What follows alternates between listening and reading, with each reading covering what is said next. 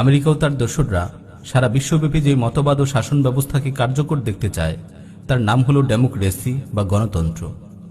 এটি তাদের উদ্ভাবিত এমন এক ব্যবস্থা যার মাধ্যমে তারা মূলত মানুষকে এক নতুন ধর্মে দীক্ষিত করে। অবশ্য এক্ষেত্রে তাদের সবচেয়ে সূক্ষ্ম ধোঁকা হলো গণতন্ত্রকে তারা সরাসরি ধর্ম বলে প্রচার করে না, কেননা একে ধর্ম বলে প্রচার করলে অন্য ধর্মাবলম্বীরা কখনো এটিকে গ্রহণ করতে চাইবে না। এজন্যই তারা গণতন্ত্রকে রাষ্ট্র পরিচালনার পলিসি বলে থাকে। তবে এর চেয়ে উদ্বেগের ব্যাপার হলো বর্তমানের মুসলিম দাবিদার অনেক নাদান ব্যক্তি গণতন্ত্রকে আরো হালকাভাবে দেখে। তারা মনে করে গণতান্ত্রিক এই সিস্টেম সরকার পরিবর্তনের একটি মাধ্যম মাত্র, এর চেয়ে বেশি কিছু না। এমনকি এর মাধ্যমে তারা ইসলাম প্রতিষ্ঠার দিবাস্বপ্নও দেখে থাকে। এই কারণেই বর্তমানে আমরা দেখছি মুসলিমদের বিরাট একটি সংখ্যা গণতন্ত্র গণতন্ত্র বুলিয়ে ওড়াতে ব্যস্ত, কিন্তু তারা ভেবেও দেখে না গণতন্ত্র বিষয়টা আসলে কি, ইসলামের সাথে কি আদৌ এর কোনো সম্পর্ক আছে। আসুন আমরা সংক্ষিপ্তভাবে গণতন্ত্রের স্বরূপ সম্পর্কে জেনে নেই। গণতন্ত্রের ইংরেজি ডেমোক্রেসি শব্দটি মূলত গ্রিক ভাষার ডেমোস ও ক্রাটোস শব্দ দুটি থেকে নির্গত। ডেমোস অর্থ জনগণ আর ক্রাটোস অর্থ শাসন বা আইন। সুতরাং ডেমোক্রেসি শব্দের শাব্দিক অর্থ হল জনগণের শাসন বা জনগণের আইন। এটি খুব কঠিন দুর্বোধ্য কোনো অর্থ নয় যে যা বুঝতে হলে বিস্তর ব্যাখ্যা বিশ্লেষণের প্রয়োজন। গণতন্ত্রের শাব্দিক অর্থ থেকে স্পষ্ট এটি ইসলামের সম্পূর্ণ সাংঘর্ষিক ও বিপরীত একটি বিষয়। তবে আশ্চর্যজনক হলেও সত্য, গণতান্ত্রিক প্রক্রিয়ায় ইসলাম প্রতিষ্ঠার স্বপ্নে যারা বিভোর তারাই কেবল গণতন্ত্রের ভুল ব্যাখ্যা বিশ্লেষণ করে থাকে। কারণ গণতন্ত্রকে তার প্রকৃত অর্থে জানলে ইসলাম প্রতিষ্ঠার কথা বলে গণতন্ত্র করার আর কোনো সুযোগই বাকি থাকবে না। তাই তারা এক্ষেত্রে সেকুলার দলগুলোর চেয়েও মুসলমানদের সাথে বেশি প্রতারণা করে, কেননা সেকুলার দলগুলো গণতন্ত্রকে গণতন্ত্রের অর্থেই জানে। গণতন্ত্রের সেই সংজ্ঞাই তারা বিশ্বাস করে যেভাবে গণতন্ত্রের প্রবক্তারা এটিকে সংজ্ঞায়িত করেছে। সুতরাং গণতন্ত্রের ব্যাপারে হাল জামানার পীর সুফিদের দেওয়া সংজ্ঞা নয়, বরং গণতন্ত্রের প্রবক্তারা যে সংজ্ঞা দিয়েছে তা জেনেই এর স্বরূপ সম্পর্কে অবগত হতে হবে। আধুনিক গণতন্ত্রের রূপকার আমেরিকান প্রেসিডেন্ট আব্রাহাম লিঙ্কন গণতন্ত্রের সংজ্ঞায় বলেছে, government of the people, by the people, for the people. জনগণের জন্য, জনগণের দ্বারা, জনগণের সরকার। সহজ কথায় গণতন্ত্রের মূল বিশ্বাস হলো জনগণই সকল ক্ষমতার উৎস। জনগণই জনগণের জন্য আইন প্রণয়ন করবে, আর সেই আইন অনুযায়ী জনগণের দ্বারা জনগণ শাসিত হবে। জনগণের খেয়াল খুশির বিপরীতে অন্য কোনো বিধান, এমনকি আসমানি বিধানও গ্রহণযোগ্য নয়। আর এই মূলনীতির ভিত্তিতেই বাংলাদেশের কুফরি সংবিধানের 7-এর 2 ধারায় বলা হয়েছে, জনগণের অভিপ্রায়ে পরম অভিব্যক্তি রূপে এই সংবিধান প্রজাতন্ত্রের সর্বোচ্চ আইন, এবং অন্য কোনো আইন যদি এই সংবিধানের সহিত অসামঞ্জস্যপূর্ণ হয় তাহা হইলে সেই আইনের যতখানি অসামঞ্জস্যপূর্ণ ততখানি বাতিল হইবে। সংবিধানের 5ম ভাগের সংসদ নামক পরিচ্ছেদে সংসদ প্রতিষ্ঠা নামক ধারায় বলা হয়েছে, জাতীয় সংসদ নামে বাংলাদেশের একটি সংসদ থাকিবে এবং এই সংবিধানের বিধানাবলী সাপেক্ষে প্রজাতন্ত্রের আইন প্রণয়নের ক্ষমতা সংসদের উপর ন্যস্ত হইবে। এভাবেই বাংলাদেশের সংবিধানে গণতন্ত্রের প্রকৃত স্বরূপেরই প্রতিফলন ঘটেছে। প্রিয় মুসলিম ভাই ও বোনেরা, মুসলিম মাত্রই এই বিশ্বাস পোষণ করে যে সার্বভৌমত্ব ও যাবতীয় শাসন ক্ষমতার মালিক একমাত্র আল্লাহ সুবহানাহু ওয়া তাআলা। পবিত্র কোরআনের সূরা ইয়াসিনের 83 নম্বর আয়াতে ইরশাদ হয়েছে, ফাসুবহানাল্লাযী বিয়াদিহি মালাকুতু কুল্লি শাই। অতএব পবিত্র সেই সত্তা যার হাতে প্রতিটি জিনিসের শাসন ক্ষমতা। কিন্তু গণতন্ত্র বলে জনগণের হাতে শাসন ক্ষমতা, জনগণই সার্বভৌম ক্ষমতার মালিক। মুসলিমদের আকীদা বিশ্বাস হলো আইন প্রণয়ন ও বিধান দানের অধিকার একমাত্র আল্লাহর। পবিত্র কোরআনের বহু আয়াতে আল্লাহ সুবহানাহু ওয়া তাআলা এই ব্যাপারে সুস্পষ্ট ঘোষণা করেছেন। সূরা ইউসুফের 40 নম্বর আয়াতে ইরশাদ হয়েছে, ইনিল হুকমু ইল্লা লিল্লাহ আমারা আল্লা তা'বুদু ইল্লা ইয়্যাহ যালিকা আদ-দীনুল কাইয়্যিম ওয়ালাকিন্না আকসারান নাসি লা ইয়ালামুন। বিধান দেবার ক্ষমতা একমাত্র আল্লাহর, তিনি আদেশ দিয়েছেন তাকে ছাড়া অন্য কারো ইবাদত করো না। এটাই সরল পথ, কিন্তু অধিকাংশ লোক তা জানে না। সূরা আরাফের 54 নম্বর আয়াতে ইরশাদ হয়েছে, আলা লাহুল খালকু ওয়াল আমর। জেনে রেখো সৃষ্টি এবং বিধান দানের সকল অধিকার একমাত্র তারই। সূরা কাহফের 18 নম্বর আয়াতে ইরশাদ হয়েছে, ওয়ালা ইউশরিকু ফি হুকমিহি আহাদা। বিধান দানে তিনি কাউকে শরীক করেন না। সূরা রাদের 41 নম্বর আয়াতে ইরশাদ হয়েছে, আল্লাহু ইয়াহকুমু লা মুআক্কিবা লিহুকমিহি, আল্লাহ তাআলাই নির্দেশ দেন, আল্লাহ তাআলাই বিধান দেন, তার বিধানকে, তার নির্দেশকে পশ্চাতে নিক্ষেপকারী কেউ নেই। সূরা মুমিনুনের 12 নম্বর আয়াতে তিনি আরো ইরশাদ করেন, ফাল হুকমু লিল্লাহিল আলিয়্যিল কাবীর, অতএব বিধান দেবার ক্ষমতা একমাত্র আল্লাহরই, যিনি সর্বোচ্চ ও মহান। কিন্তু গণতন্ত্র বলে জনগণই নিজেদের জন্য আইন প্রণয়ন করবে, তারাই তাদের ভালো মন্দ নির্ধারণ করে নেবে। অধিকাংশ জনগণ বা জনগণের ভোটে নির্বাচিত অধিকাংশ সংসদ সদস্য যেটাকে অনুমোদন দিবে সেটাই বিধান বা আইন হিসেবে ধর্তব্য হবে, এবং তারা চাইলে আল্লাহর যে কোনো বিধানকেও রহিত করতে পারবে। বাস্তবতায়ও আমরা তাই দেখছি। আল্লাহ যা হারাম করেছেন এমন বহু বিষয়কে এদেশের গণতান্ত্রিক তাগুত সরকার হালাল বা বৈধ সাব্যস্ত করেছে। পবিত্র কোরআনে সূরা নূরের 2 নম্বর আয়াতে আল্লাহ সুবহানাহু ওয়া তাআলা অবিবাহিত নারী পুরুষের জিনার শাস্তি বর্ণনা করে বলেন, আয-যানিয়াতু ওয়াজ-যানি ফাজলিদু কুল্লা ওয়াহিদিম মিনহুমা মিআতা জালদা, বেবিচারী নারী ও পুরুষ এদের প্রত্যেককে তোমরা 100 করে বেত্রাঘাত করো। অথচ দেশের গণতান্ত্রিক তাগুত সরকার জিনার শাস্তি বাস্তবায়ন তো করেই না, বরং পতিতালয়ের লাইসেন্স দিয়ে জেনার বৈধতা দিয়েছে।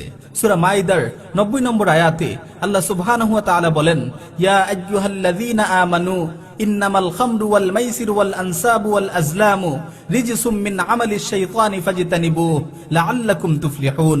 হে ঈমানদারগণ, নিশ্চয়ই মদ, জুয়া, প্রতিমা, বেদী ও ভাগ্য নির্ধারক তীর এসবই শয়তানের অপবিত্র কাজ, সুতরাং এগুলো থেকে বেঁচে থাকো যাতে তোমরা সফলতা অর্জন করো। অথচ দেশের গণতান্ত্রিক তাগুত সরকার মদের বারের লাইসেন্স দিয়ে মদের বৈধতা দিয়েছে। রাস্তার মোড়ে মোড়ে তারা মূর্তি স্থাপন করেছে। জুয়া, লটারি ও এই ধরনের মারাত্মক গুনাহের কাজ তাদের ছত্রছায়ায় সংগঠিত হচ্ছে। আল্লাহ সুবহানাহু ওয়া তাআলা সুদকে হারাম করেছেন। পবিত্র কোরআনে সূরা বাকারার 275 নম্বর আয়াতে তিনি ইরশাদ করেন, আহাল্লাল্লাহুল বাইআ ওয়া হাররামার রিবা, আল্লাহ ব্যবসাকে হালাল করেছেন এবং সুদকে হারাম করেছেন। সূরা বাকারার 278 ও 279 নম্বর আয়াতে তিনি আরো বলেন, ইয়া আইয়ুহাল্লাযীনা আমানুত্তাকুল্লাহ ওয়া যারু মা বাকিয়া মিনার রিবা ইন কুনতুম মুমিনিন ফাইন লাম তাফআলু ফাযানু বিহারবিন মিনাল্লাহি ওয়া রাসূলিহি। হে ঈমানদারগণ, তোমরা আল্লাহকে ভয় করো এবং সুদের যা বকেয়া আছে তা ত্যাগ করো যদি তোমরা মুমিন হও, আর যদি এটা না করো তবে আল্লাহ ও তার রাসূলের পক্ষ থেকে যুদ্ধের ঘোষণা শুনে নাও। অথচ দেশের গণতান্ত্রিক তাগুত সরকার শুধু ব্যাংকগুলোর লাইসেন্স প্রদান করেছে, সুদকে অর্থনীতির ভিত্তি হিসেবে গ্রহণ করেছে। আল্লাহ সুবহানাহু ওয়া তাআলা পর্দাকে ফরজ করেছেন, আর বাংলাদেশের কুফরি আদালত রায় দিয়েছে যে পর্দা করতে কাউকে বাধ্য করা যাবে না। এভাবেই এদেশের গণতান্ত্রিক তাগুত সরকার আল্লাহর বহু বিধানকে রহিত করেছে। তারা নিজেদের খেয়াল খুশি মতো আইন প্রণয়ন করে একটি কুফরি সংবিধান এদেশের মুসলিমদের উপর চাপিয়ে দিয়েছে। এসব তারা করতে পেরেছে একমাত্র গণতান্ত্রিক বিশ্বাস ও ক্ষমতা বলে। প্রিয় মুসলিম ভাই ও বোনেরা, গণতান্ত্রিক শাসন ব্যবস্থায় মানুষকে যে কোনো বিশ্বাসের স্বাধীনতা প্রদান করা হয়েছে। ইসলামে আকীদা বিশ্বাস পোষণ করা এই ব্যবস্থায় ঐচ্ছিক একটি বিষয় মাত্র। মুসলিমদের জন্যও নিজেদের দিন পালনের ক্ষেত্রে কোনো ধরনের বাধ্যবাধকতা নেই। কেউ চাইলে ঈমান আনতে পারে, কেউ চাইলে কাফের হয়ে যেতে পারে। অথচ আল্লাহ সুবহানাহু ওয়া তাআলা সূরা আলী ইমরানের 19 নম্বর আয়াতে ইরশাদ করেন, ইন্নাদ-দীনা ইনদাল্লাহিল ইসলাম, নিঃসন্দেহে আল্লাহর নিকট গ্রহণযোগ্য দিন একমাত্র ইসলাম।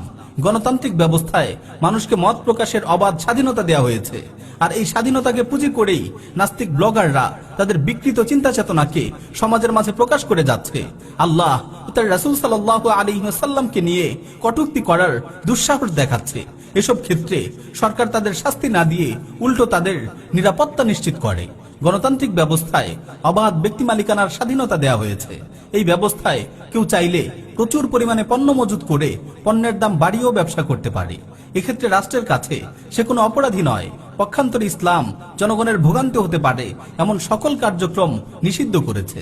গণতান্ত্রিক ব্যবস্থা মানুষের জন্য অবাধ ব্যক্তি স্বাধীনতা নিশ্চিত করে। এই স্বাধীনতার ফলে তারা যেভাবে ইচ্ছা জীবনের চাহিদা মেটানোর অধিকার রাখে। যত্রতত্র তারা অবাধ যৌনাচারে লিপ্ত হতে পারে। কেউ ইচ্ছে করলে অন্যের স্ত্রীর সাথে পরকিয়া, নাউযুবিল্লাহ, এমনকি নিজের মা ও বোনের সাথে যৌন সম্পর্ক স্থাপন করতে পারে। ব্যক্তি স্বাধীনতার নামেই গণতান্ত্রিক বহু দেশে আজ সমকামিতা ও সমকামীদের মধ্যে বিবাহকে বৈধতা দেওয়া হয়েছে। বিবাহহীন নারী পুরুষের একই ছাদের নিচে লিভ টুগেদারকে গণতান্ত্রিক ব্যবস্থায় কোনো অন্যায় মনে করা হয় না। অথচ ইসলাম বিয়ে বহির্ভূত সকল যৌন সম্পর্ক, সমকামিতা ও লিভ টুগেদার এ ধরনের অশ্লীল ও নিকৃষ্ট কার্যকলাপকে কঠিনভাবে নিষেধ করেছে। এর জন্য ভয়ানক শাস্তির ব্যবস্থা রেখেছে। গণতন্ত্রের দৃষ্টিতে মুসলিম ও কাফিরদের মর্যাদা একই সমান, অথচ কুরআনের একাধিক স্থানে উল্লেখ আছে এবং উম্মতের ইজমায় রয়েছে মুসলিম ও কাফিরের মর্যাদা কখনো সমান হতে পারে না।